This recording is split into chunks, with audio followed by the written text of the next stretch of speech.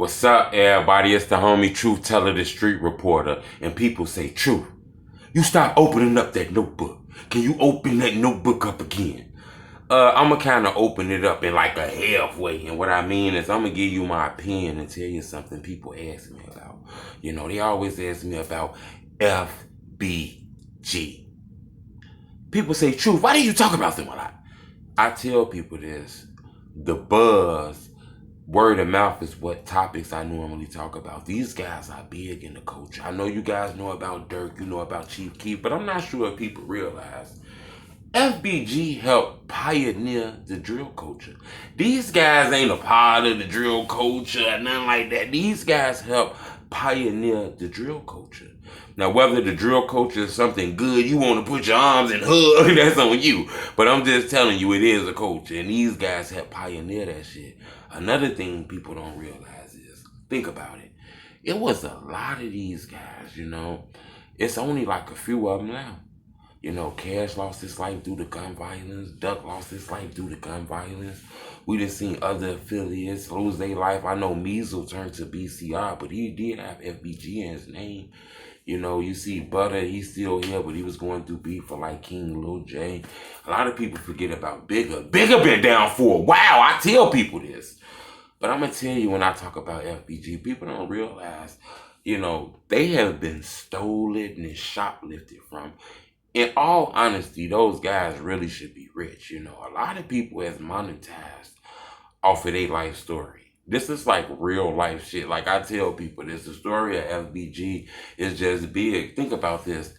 They were name dropped in one of the earliest major drill songs. When you think about it, Chief Keef said, F a Tuka gang.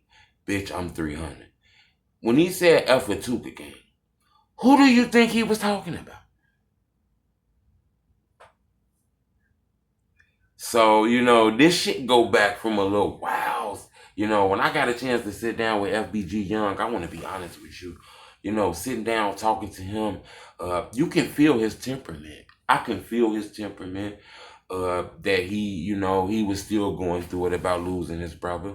And you can feel his temperament that he ain't in no play ass mood, don't be playing with him. And you can just feel like this shit is real life. Like, people don't realize, a lot of people watch these blogs, they waiting on the blogs to drop and all kind of shit like that. But when the blog end, you know, you continue with your life. You know, these guys really got to deal with losing their family, losing people close. It's a lot of those guys from that community, you know, lost their life due to gun violence.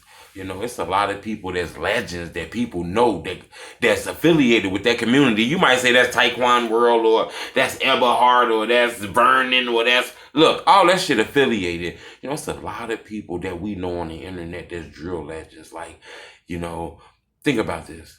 Tuka, K.I., Duck, Cash.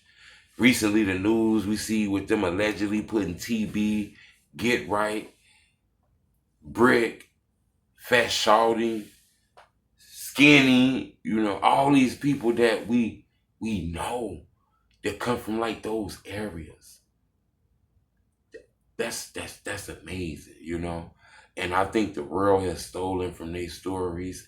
Tuka been name dropped more times than anybody I could even think of. And people don't even know him. There's people don't even know who Tuka look like, don't even know what he look like. And they be just naming his name and shit. So I just tell people, I believe, you know, the FBG movement is strong. That's why I told Young this. A lot of people don't know. I told Young, don't get mad at me either, Young, but I gotta say this, bro.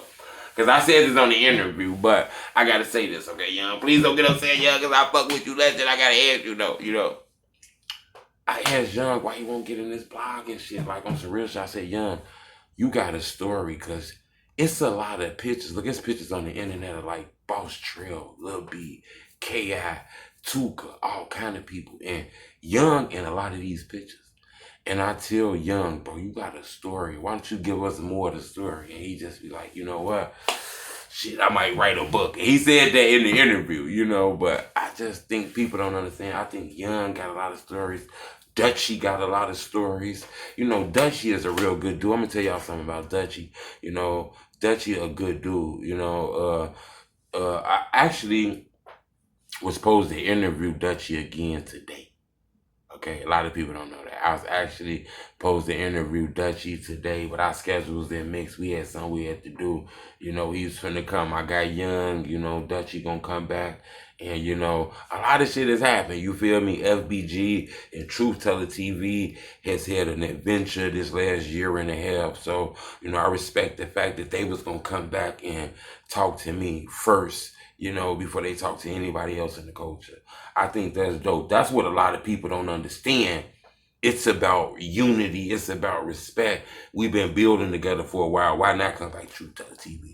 Shout out Big Wani, man. I seen Big Wani again. Bumped into Big Wani, man. I think Big Wani is a Truth Teller TV legend. I tell people this. Big Wani is the first ever Truth Teller TV legend. I believe he benefited from the platform. And I believe the platform benefited from Big Wani because Big Wani was already Big Wani. That's the reason why we interviewed him. So, you know, I just wanted to tell y'all that we close. We like, hey, look, we like 500, 400 subscribers from 100,000 subscribers, y'all.